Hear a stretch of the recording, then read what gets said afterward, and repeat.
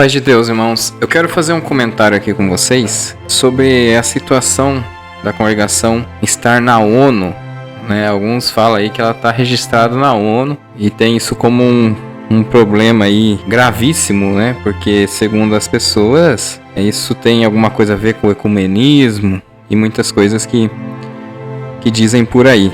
E eu quero comentar com vocês quando a gente começa a perder. Tem uma expressão que as pessoas falam assim, né? Uma expressão: estamos perdendo a mão. E há algum tempo atrás, alguns estranham a minha maneira de fazer crítica e comentário, que sempre vem aqui pedindo: você mudou, você tá com medo de processo da CCB, alguma coisa. Eu nunca mudei, esse canal sempre foi dessa forma. Se eu peguei mais pesado por um período, foi quando eu percebi algumas coisas concernentes a situações de mudança, e eu vi uma piora em um tempo.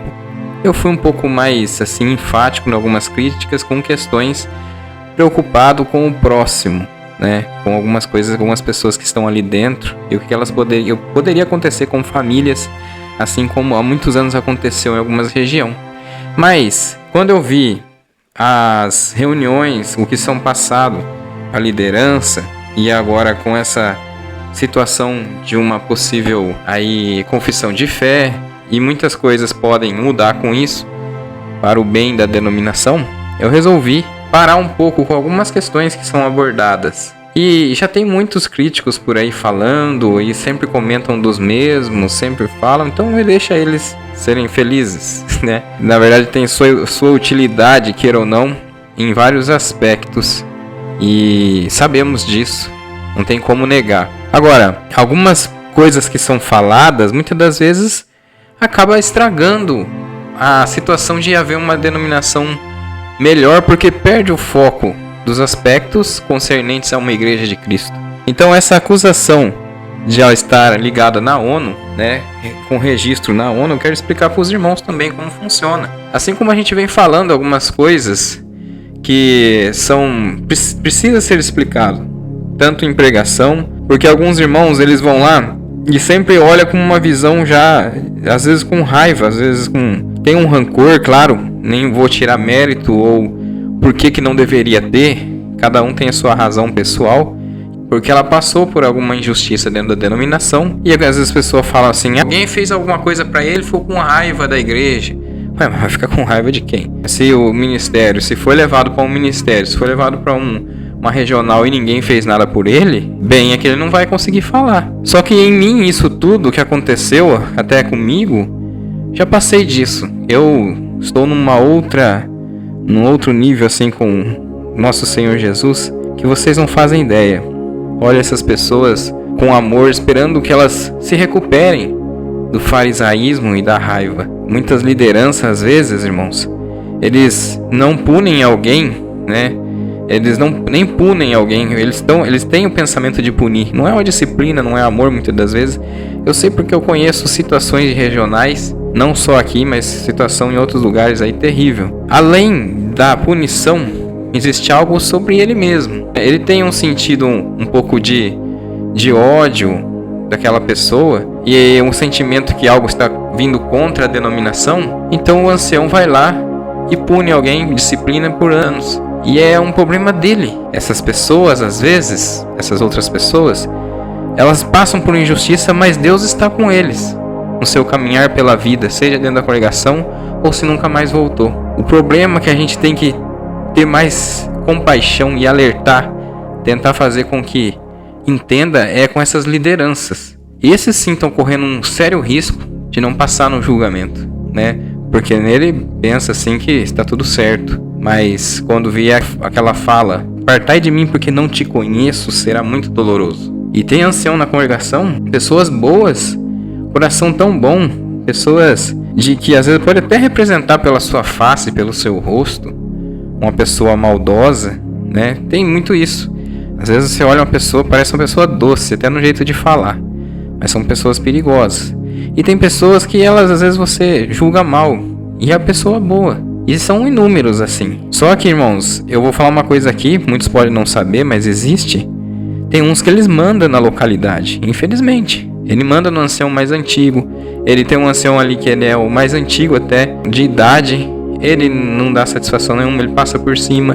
São pessoas de Deus ali, mas não tem voz ativa e não consegue ter. Antigamente eu pensava assim: nossa, mas esses que são bons, esses outros ficam todos quietos, né? Eles não fazem nada. Mais uma vez, né, a gente vai crescendo aqui no conhecimento das coisas e vai observando algumas situações e testemunhos, e a gente vê o porquê acontece isso. Teve uma situação mesmo de uma irmã tentar resolver um caso. Isso veio até pra mim e falou para um cooperador que ela não estava concordando, né, de uma situação que estava ocorrendo na cidade, que estavam fazendo com um jovem. E o cooperador falou: olha, é melhor você nem falar, porque eles podem até tentar tirar sua liberdade também. Então, nem o ancião mais antigo, que é uma pessoa boa, consegue resolver. Mas eu acredito que com essas diretrizes da confissão de fé, algumas coisas vão entrar no trilho. Vai ter uma uniformidade com alguns entendimentos. E eu acredito que daí não pode ser nessa geração. Às vezes os irmãos falam: mas vai ficar no papel. Mas tem que estar no papel para as próximas gerações mudarem. Porque muitas coisas vêm no papel com um alvará até de anciãos antigos. Mas na hora que eles vão falar, eles chamam a congregação de caminho, de graça de Deus. Porque está acostumado com isso, né? Mas veio no papel. O único caminho, a luz da humanidade é Jesus Cristo. Não pode nem falar que é uma denominação, porque é um reducionismo que não tem tamanho falar isso aí, né? Se você fala uma denominação, como que você fala para uma família que foi destroçada por um ancião que tirou a liberdade de alguém e nunca mais voltou, por maldade, por fofoca, e aí você fala que aquele ali que é o caminho, e foi o caminho que excluiu a pessoa da igreja, né, irmãos? Então a gente tem que fazer com que as pessoas entendam que é Cristo, nada mais. Quanto a essa questão da ONU, o registro que está lá é para que a igreja não seja como clandestina num país. Quando vai um missionário, vai começar a fazer uma missão ali, aí vem as autoridades, são entregues, ou a polícia, alguma coisa acontecer, eles vão puxar isso daí, falam: não, eu sou de tal igreja, né? Sou internacional aqui, então aí vai ver, está lá registrado internacionalmente o nome da igreja. E várias igrejas se recomendaram a isso e fizeram isso. Porque chega lá, alguma pode, né, teve uma questão há muitos anos atrás lá que teve congregação cristã no Peru, já tinha esse nome lá, eles não conseguiram, né, colocar o nome assim lá também. Então, vários problemas pode aparecer. Então existe esse registro na ONU, vocês vão pesquisar, vai ver lá a congregação, outros vão falar: olha quanta igreja na ONU. Mas é um registro, irmão. Agora, falar essa questão de união, as igrejas, todas elas têm o seu, queira ou não, um exclusivismo. Nenhuma une com a outra. Nem mesmo presbiteriana tem uma união forte com presbiteriana independente, que é a IPI. Então sempre tem essa questão. Mal consegue unir-se uma a outra. E nesse século que nós estamos vendo, nesse momento, você vai ver uma congregação cristã no Brasil fazendo a união das igrejas, se não consegue se unir nem com uma assembleia cristã, talvez que seja, né? Então, irmãos, é complicado você tirar o foco de algumas coisas para tentar diminuir a igreja. Eu tive uma pessoa que adicionou no meu WhatsApp e ela falava assim: tá vendo? Todo mundo lá no Braz, esses ancião, ele discutia comigo quando eu deixava minha opinião aqui no canal. Ele entrava no WhatsApp, ele queria falar contra a minha opinião, né? Alguma coisa para melhorar a denominação. Ele queria ir nos comentários dos vídeos, eu tive que bloquear, falando tantas coisas, porque às vezes atrapalha a pessoa simples que vai ler. E aí no meu WhatsApp eu falei assim: olha, lá eu tive que bloquear você, porque não tem jeito. Infelizmente as coisas que você fala aí deixa as pessoas confusas. E no meu WhatsApp ele começou a acusar todos os anciãos do Braz de estar na maçonaria. E aí eu falei pra ele assim: e é só a maçonaria? E daí ele falou assim: não, tem mais coisa, é tudo ocultismo. Daí eu falei assim: sei de onde você tá tirando essas coisas, né? E aí eu fiquei assim, todos os anciãos, nossa, que coisa, não? Porque eles lá 24 horas quase atendendo igreja, na idade que eles estão, indo no Braz, a gente pode falar contra várias coisas, ou erros teológicos, algumas coisas que nós não concordamos da denominação. Agora acusar disso aí, irmão, um lugar que tem que ter as suas reuniões também, a maçonaria tem, olha, totalmente fora. Eu sei, pode ter um ou outro, alguma outra aí, em todas as denominações, porque aquilo lá é um negócio muito discreto. Pode haver um ou outro que discretamente é de lá, não sei. Mas agora você acusar a instituição de aprovar isso aí, e é uma pessoa que ficava brava com a minha opinião, acusava, defendia a CCB com unhas e dentes, mas acusava a liderança lá no Brás, os mais antigos, os do conselho. Vai entender a pessoa, né? É complicado, irmão. Então é aquele negócio com a placa da igreja, né? E a gente vai ver aqui, por exemplo, falando aqui nessa intenção toda que eu estava falando para vocês, a gente pode ler Levíticos 19, 18. Eu quero ler e quero comentar com vocês o que eu disse no início do vídeo. Levíticos 19, 18. Não procurem se vingar, nem guardem rancor de alguém do teu povo, mas cada um ame ao teu próximo como a si mesmo. Eu sou o Senhor. Amar o próximo como a si mesmo. Isso em Levítico, Velho Testamento. E a gente pode ver também no livro de Romanos 13, 8. Vamos ler aqui. 13, Romanos capítulo 13, versículo 8. Não devam nada a ninguém, a não ser o amor de uns pelos outros. Quem ama o seu próximo, cumpre os requisitos da lei de Deus. Pois os mandamentos dizem: não cometa adultério, não mate, não roube, não cobice. Esses e outros mandamentos semelhantes se resumem a um só: ame o seu próximo como a si mesmo. O amor não faz mal ao próximo, portanto o amor cumpre todas as exigências da lei de Deus. Então essa é a maneira que nós fazemos a crítica aqui. É a maneira que a gente tem que respeitar as pessoas, é a maneira que a gente tem que fazer com que nos ouçam aqueles que realmente precisam nos ouvir. Não criarmos pessoas amarguradas o tempo todo ao nosso redor, que elas não conseguem viver em Cristo o amor e o perdão. Tem Gálatas, o livro de Gálatas, Gálatas 5, o versículo é o 14. Vamos ler aqui também.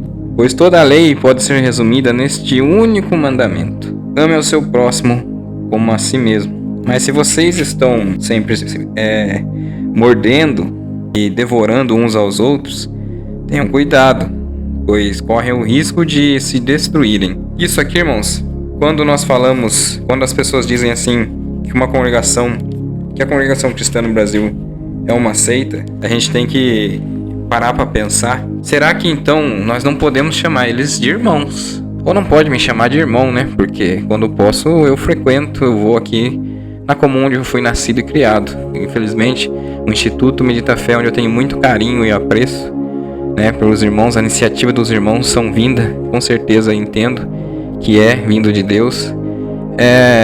Também é longe para eu estar frequentando. Então, quando eu posso, eu vou aqui na central da minha cidade. E eu tenho comunhão com alguns que são da igreja em outras cidades, né? Então, quando a gente fala, eu não posso chamar esses que eu tenho comunhão há algum tempo nem de irmão, porque eles fazem parte de uma seita. E como você chama pessoas que fazem parte de uma seita de irmão? Então, não faz sentido algum se você dar essa nomenclatura a uma igreja. Que a própria congregação antigamente chamava as Assembleias de Deus de seita, né?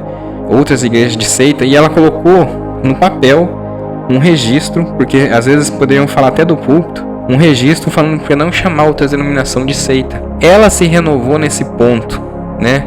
A gente fala que as igrejas é uma igreja nova, ela pode ir melhorando. Alguns falam, não pode mudar. Eu tenho um comentário recente aí que falou assim: a graça de Deus não pode mudar, quando falou da igreja. E aí eu falei assim, nossa, não pode mudar? E qual que são essas evoluções? Chamavam de seita as outras igrejas, agora a congregação ensinou que não pode chamar, né? Então isso não é uma mudança? E a pessoa falou que não pode mudar, porque eu citei que poderia estar acontecendo aí, como estão falando aí, da confissão de fé, e isso vem para melhorar a denominação. É um avanço muito grande. Embora falem, tá no papel só, mas tem que estar como registro para poder se cobrar algo e no futuro ter sim as melhoras nas novas gerações.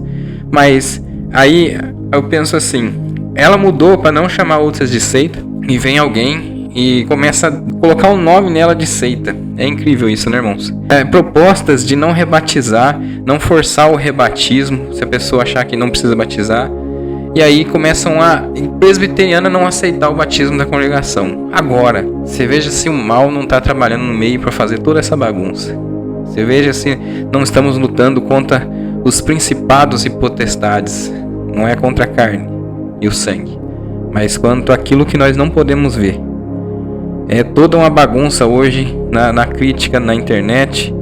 Perdeu-se a mão, como eu disse no início do vídeo. E isso é lamentável, lamentável.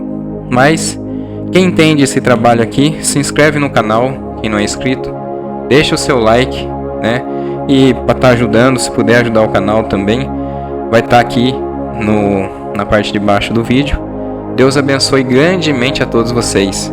Conheça o Instituto Medita Fé ali com sede em Londrina.